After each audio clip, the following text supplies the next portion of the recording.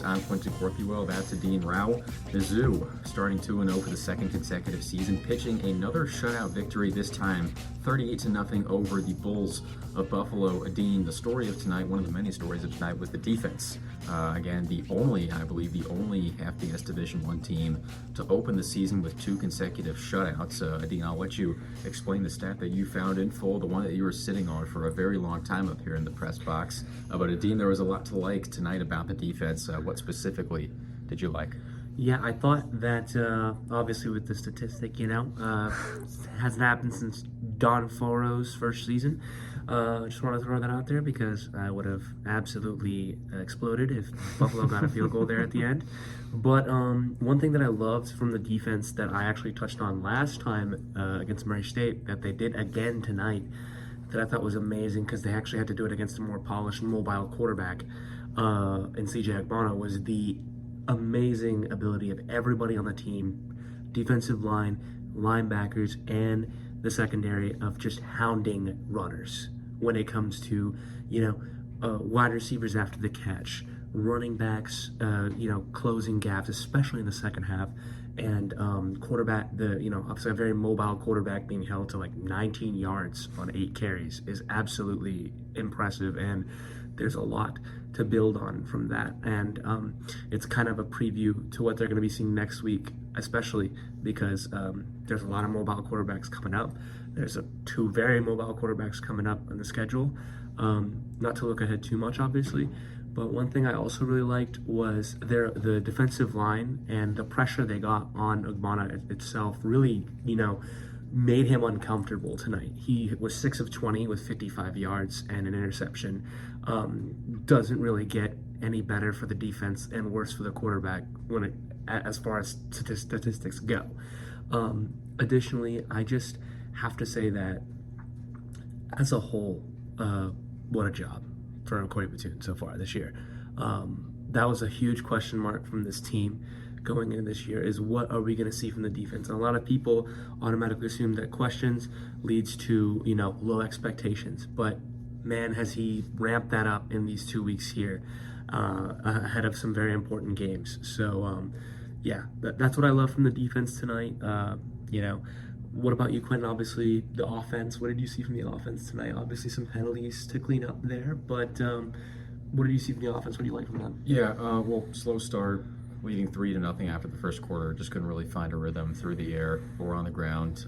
It did not help, especially in the second half, that Luther Burden was out. He had been sick all week per Eli Drinkwitz. Theo Weiss went out for a little bit. Brett Norfleet is still week to week with an injury he suffered last week.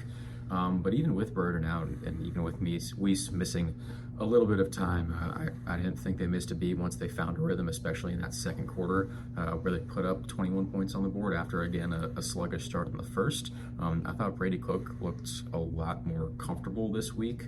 Obviously, last week missed a lot of deep throws, didn't test the downfield passing as much as last week, but in the couple of times that he did, I thought he was generally pretty accurate. The one miss I think he'll be thinking about, and the one I will go back and watch to see.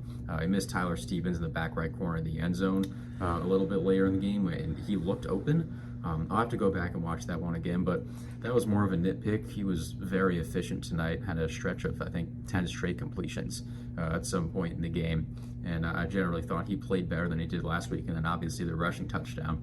And it was funny listening to Coach Drinkwitz and Brady Cook talk post-game about that play. That was supposed to be a play for Tyler Stevens, but when he wasn't able to leak out of the backfield in time for him to get the ball.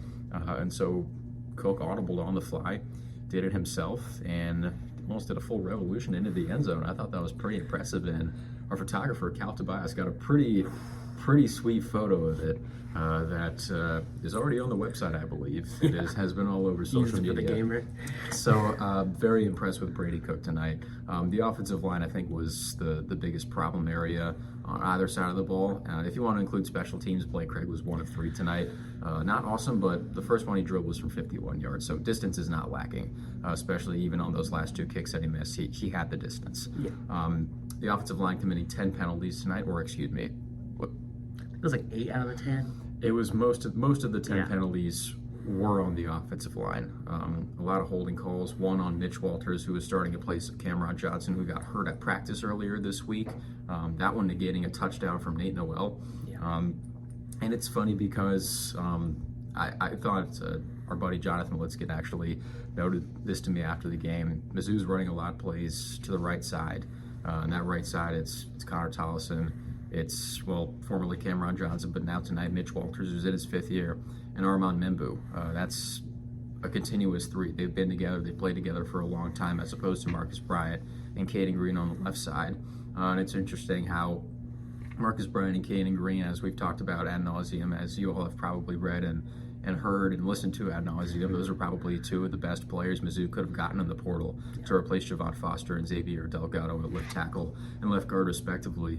But sometimes it takes time to develop chemistry. Offensive line is big on chemistry. It's big about doing the same song and dance every single time. And so I thought it was interesting. That was a little side tangent that Mizzou's running a lot of plays to the right side. But yeah, Mitch Walters, an unfortunately timed penalty there, negating the Nate Noel touchdown. And so I think hopefully that will be fixed in the coming weeks.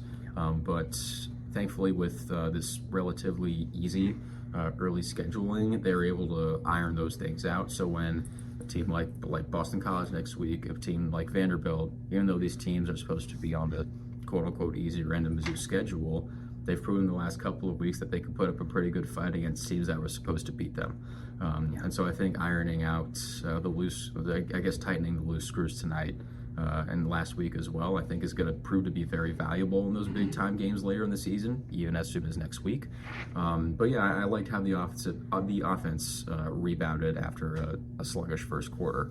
And so, Adeen, I guess to close things out here, Boston College next week, feistier than I think a lot of people might have thought, especially after beating Florida State a little bit ago.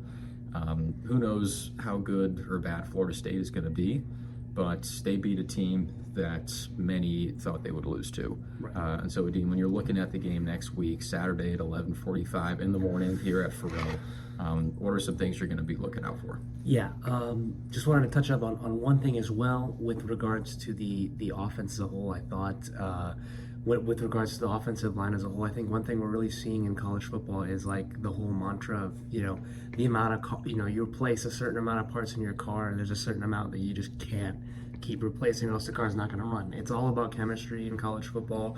Very rarely are you going to see teams bring in a lot of new faces in the line and it's going to work immediately, if at all.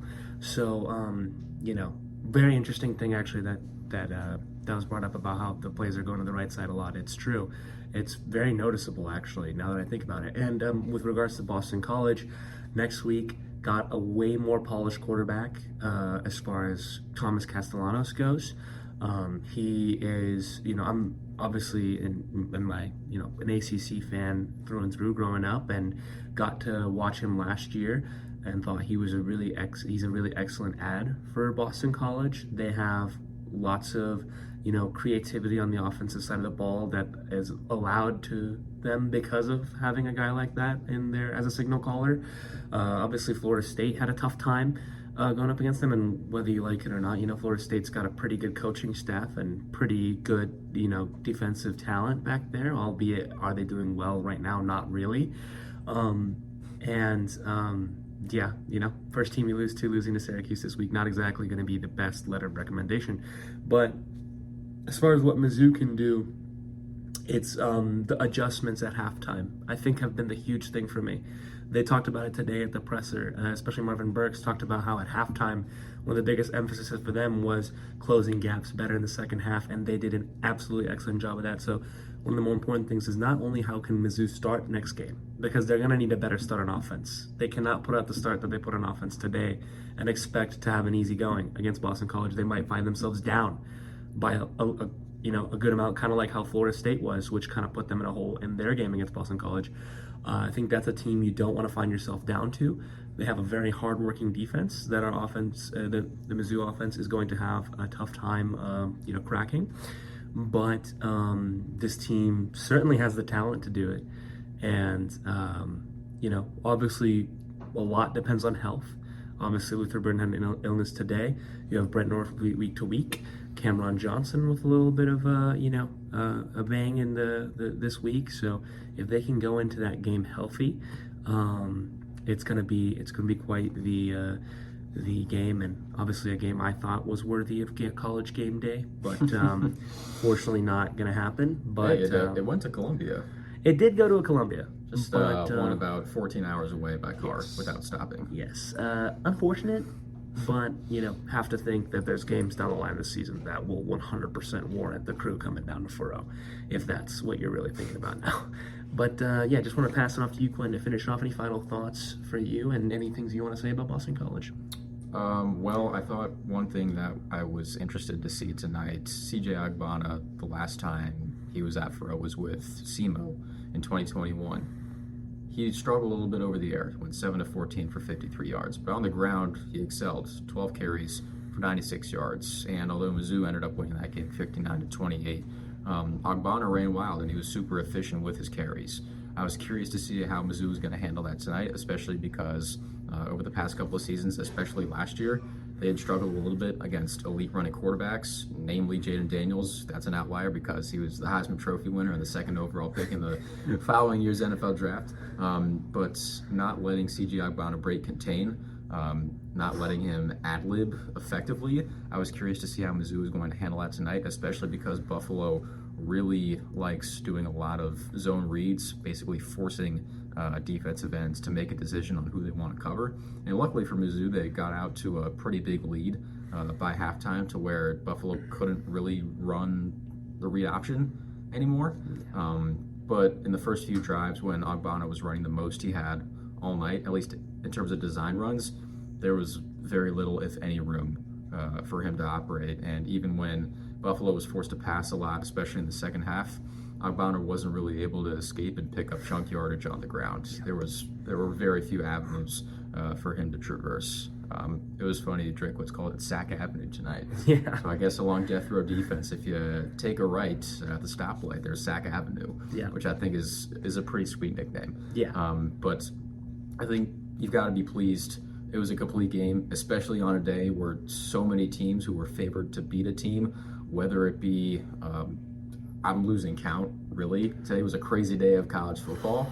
Mizzou's taking care of business the past couple of weeks. And other than the opening quarter tonight, Mizzou was clearly the better team. Yeah. And so if you're looking ahead to next week, there are some rough patches to iron out over this next week, especially along the offensive line. You got to feel good. You got to feel good because not only were these two teams that Mizzou was supposed to beat, they actually went out and did it. Yeah. So next week, Boston College, 11:45 in the morning Central Time here at Furrow Field. Should be a good one. Once again, I believe it's another sellout. So the streak will be extended. It was great seeing everybody here. It was a whiteout today. And even though Mizzou wasn't rocking the Stormtroopers, they went with the reverse Oreo of white on top, dark in the middle, and white on the bottom. I hope they pull out the Stormtroopers at some point this season. Speaking of that, actually, what's his name? Brady Cook pulled out the Stormtrooper helmet after the games. Thought that was really cool. But yeah, that's really all we got to say about that, and we'll see you next week. Yeah, the Evil Empire striking back once again. Your final score from Furrow Field: Mizzou 38, Buffalo 0. I'm Quentin Corpuel. That's Adeen Rao saying so long from Columbia, Missouri. Dear Rock M Plus listeners, readers, and subscribers, we are thrilled to announce our first ever digital Mizzou football review magazine. Inspired by the iconic newsstand staples like Athlon, Phil Steele, and Street and Smith, our team has created a PDF file jam-packed full of content for you to learn about the most anticipated Missouri football season maybe in history. Checking in at about 100 pages, we have in-depth previews of all 12 opponents, analysis of each position group, profiles of newcomers, exclusive photographs, features like a retrospective on the 2014 team, the evolution of Furrow Field, Luther Burden's place in Mizzou history, and more. We also have an analytics Q&A with Bill Connolly of ESPN, the founder of Rock M. We also have college football preview content and much more. This digital magazine is available now. It is $15 for purchase, with discounts available for premium Rock M Plus subscribers based on your membership tier. $10 for monthly members, $5 if you have an annual membership. Now is the time to become a member to secure your discount on this one-of-a-kind product today. We know that you're going to love this magazine, and we can't wait to have it on your devices. MIZ. Thank you, everyone, for tuning in to Rock M Radio, a proud partner of Fans First Sports Network. Rock M Radio is the official podcast network of Rock M Plus, a new and exciting subscription service provided by me and the other voices of Rock M Radio. Please take a few moments to head over to rockm.plus and sign up for an account today. The cost is only $5 a month, and the benefits include access to our live podcast, a subscriber-only message board, weekly newsletters, and more. If you enjoyed this episode of Rock M Radio and would like to see more just like it beamed directly into your personal device, make sure to click the subscribe button below and tell your friends. Our podcast feed is available through the Apple Podcast app for iPhone, Google Podcast app for Android, whatever app you listen to your podcast. You can also find Rock M Radio on Spotify. If you're looking for a podcast about your favorite team that is not the Missouri Tigers, Fan First Sports Network is your answer. A full podcast network loaded with the team-specific podcasts covering Major League Baseball, the NFL, NHL, NBA, MLS, and more. And we'll be back with more episodes of Rock M Radio coming to you soon.